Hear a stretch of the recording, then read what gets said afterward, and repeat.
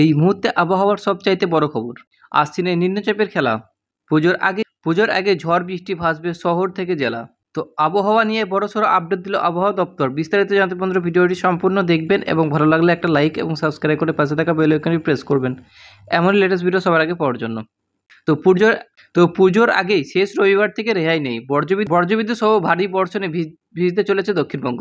আবহাওয়া দপ্তর আগেই জানিয়েছে চলতি বছর পুজোয় শুকনো থাকবে না আকাশ। সেই পূর্বাভাস সত্যির প্রমাণ করল শনিবার। শহর এবং শহরতলি ঝড় বৃষ্টি চলছে, সঙ্গে ছিল বজ্রবিদ্যুৎ। এই পরিস্থিতি আগামী কয়েকদিন জারি থাকবে।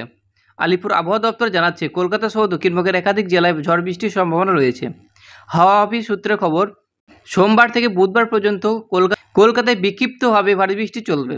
হাওড়া, হুগলি, উত্তর চব্বিশ পরগনা, পূর্ব পশ্চিম বর্ধমান, মুর্শিদাবাদ এবং নদিয়াতেও এই চিত্র দেখা যাবে। এদিকে ঝাড়গ্রাম, পুরুলিয়া, বাঁকুড়া, পশ্চিম বর্ধমান এবং বীরভূমে আজ থেকে শুরু হবে বৃষ্টি।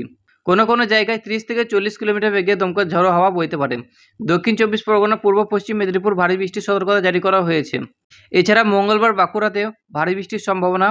বাকি জেলাগুলিতে প্রায় সব জেলাতেই হালকা থেকে মাঝারি বৃষ্টি চলবে।